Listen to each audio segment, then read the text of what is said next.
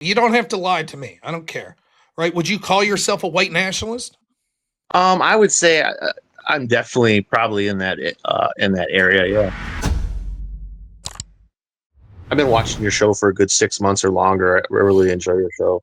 Thank you. Um, Something that's really been bothering me for over a year now, and other people I talk to have similar concerns. Just to put it in layman's terms and simple terms, I'm the pretty far right. Okay.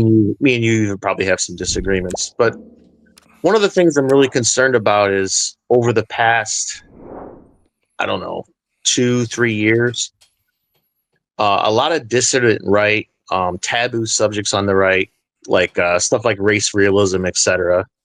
Kind of stuff that's been taboo for since the in the post World War II America Mm-hmm.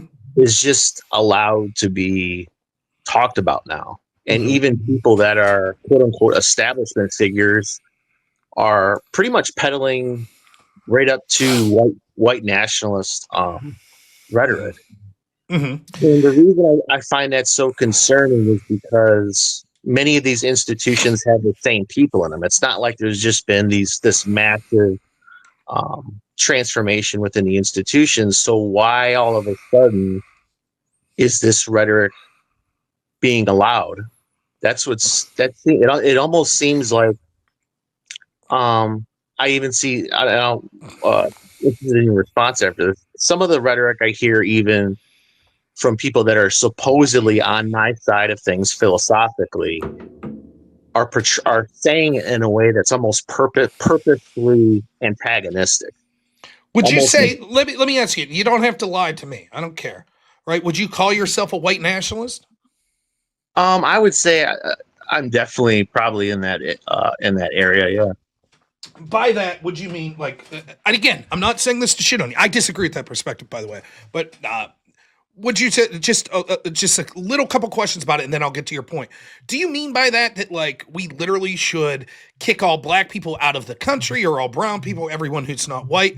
Or do you think we should divvy it up and have different areas? Or do you think that we should just all voluntarily be allowed to associate with people that we want? And if that means my business says we keep out certain people, we're allowed to do that. Like, what exactly do you mean by white nationalism?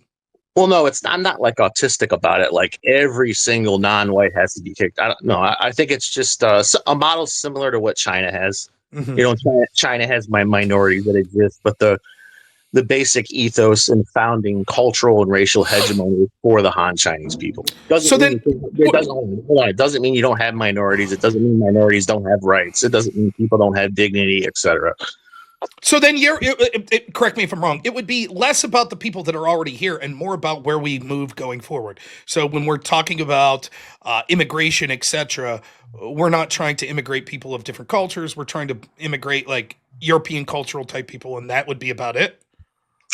Yeah, yeah. It's just Okay. like I said, it would be the same thing kind of modeled after like when China has an immigration system, it's an immigration system that's geared towards helping the Han Chinese people. So Yeah. maybe they'll hire immigrants that are from Vietnam or Hispanics to do a certain engineering project.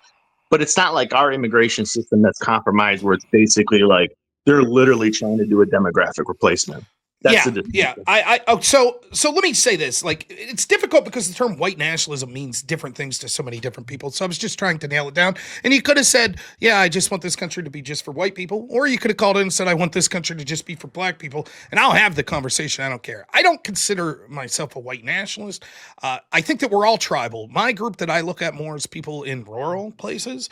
This way of life, like blue collar Christian rural people, is what I have more of an affinity for. But I'm certainly tribal, and I certainly advocate for those people and want our country to celebrate, venerate, and work hard for those people more than I would other groups. I want my family to thrive first and foremost. I want my church to thrive. I want my community to thrive. That doesn't mean I don't want New York City to thrive. I hope it does. But my primary concerns, those around me.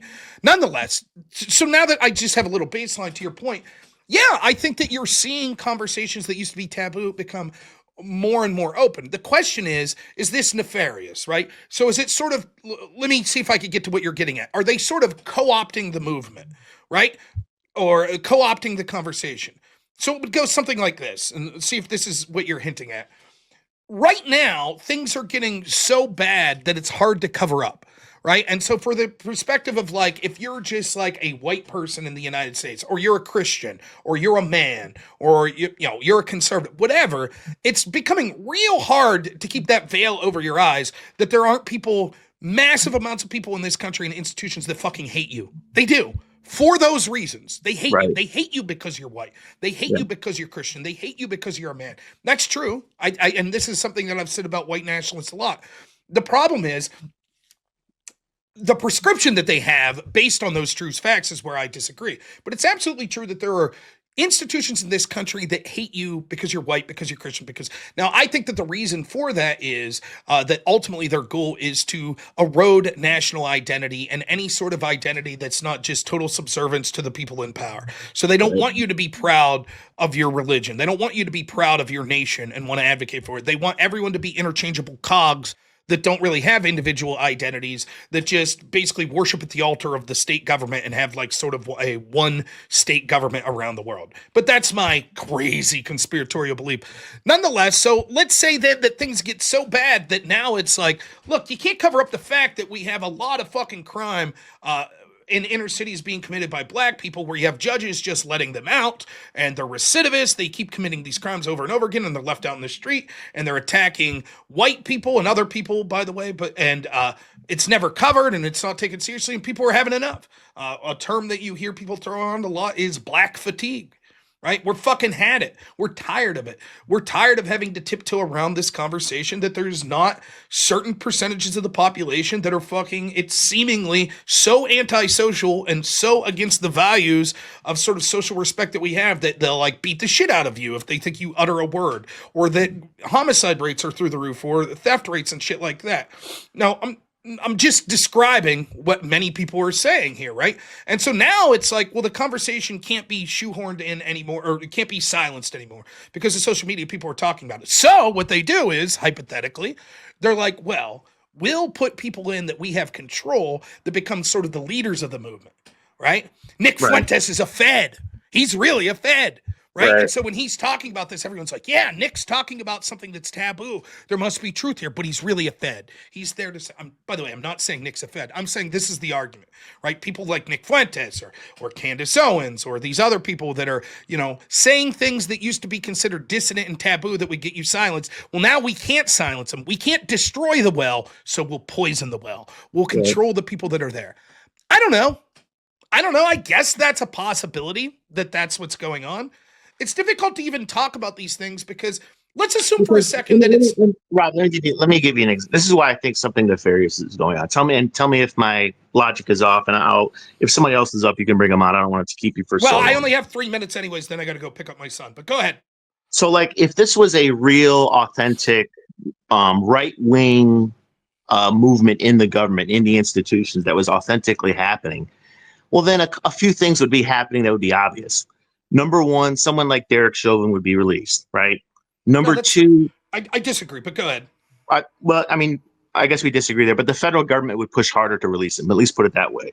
Number two, if the government was so concerned about restoring order when it came to immigration and the immigration laws being enforced, if that was actually true, then they wouldn't be bringing in all these H-1Bs. In other words, I totally. So I got to be fast here, right? Because I only have a couple minutes. I agree with that. Like that portion of it, I agree, right? I think that what's really happening is Trump understood, and the people in the government that are working with Trump understood the mass anger people had, particularly at illegal immigration. Most people are sort of formerly where I was on immigration, which is, look, we're willing to bring in anybody as long as they at least somewhat fit into our culture, but they could be Buddhists, they could be Islamists. We don't give a shit as long as they're productive to the United States. So immigration was a tool to benefit the people that were already here. And what happened was, no, immigration became a tool to replace the people that are already here. And Trump's in the camp of, no, we can still bring in brown people, Indian people, African people, whatever. That's all cool, as long as they're good for business. That's what's important. But that wasn't easy to say. Trump's base is like, no, we're fucking tired of all this because we see this as the domestic population being replaced by people that don't share our culture. Trump doesn't get like, I think Trump is most represented in like what Vivek Ramaswamy when he was defending H-1Bs. Vivek's looking at the country as like this great big corporations and we're all cogs in this machine. And we just want the people that are the most talented to make the GDP the highest. And that's not how we're looking at it in the United States. That's not how much of Trump's base is doing it. So in order to, so it could be that it's not that it's just like, really, Trump also wants to replace white people. Ha ha ha ha. And if he didn't, he would end H-1Bs. No, I think Trump's looking at it differently. He would say, of course, we don't want to replace the domestic population.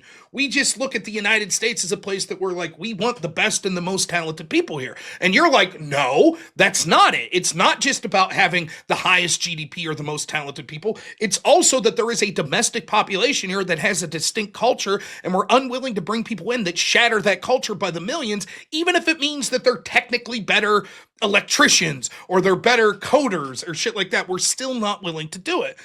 Then to the first point you make, though, right, where the idea of like Derek Chauvin being released, first off, I just think that the problem that you outline, or the potential problem that you outline, I don't think anyone's claiming that the federal government has a white nationalist bent to it. Like, show me who's talked about like overwhelming black crime in a serious way in the federal government. I don't see it. I interpreted what you were saying as more of it's culturally more acceptable to have people like Sam Hyde or Nick Fuentes or a bunch of other people that are out there calling this shit out. That formerly, you're seeing it more mainstream. You'll see people like Michael Knowles talk about this stuff that formerly you might have been, or Matt Walsh. I don't know about Michael Knowles, but that formerly even Charlie Kirk. These are people that are more mainstream that started talking about these things. But that's different than the federal government. And also, that doesn't mean that they're going to be like, well, therefore, now we're going to tilt the scale so much immediately that it's like, let out Derek Chauvin. Like, I like the idea, like, do you understand the cultural tipping point that would need to happen? That's literally like, nope, we're going to overrule a jury and we're going to let this guy out because fuck it. Because George Floyd was on fentanyl and that's that. And until they do that, then no one's serious about, actually calling out actual problems in the black community. I don't see that connection. I'll give you the last word. I got to go. It's 2:30. So you got like 20 seconds. I'm so sorry to rush you along, but I literally have to go pick up my son. No, that's cool, Rob. I think it's just a matter of, and I'll finish on this. It's, and I'm sure you disagree on some points, but it's about restoring sovereignty. Because I just don't like the reason Derek Chauvin is a political prisoner. There's no sovereignty there. Our cities, there's no sovereignty in cities. We don't have sovereignty with our immigration system. And I'll just land it there. All right. Well, hey, man, I appreciate it.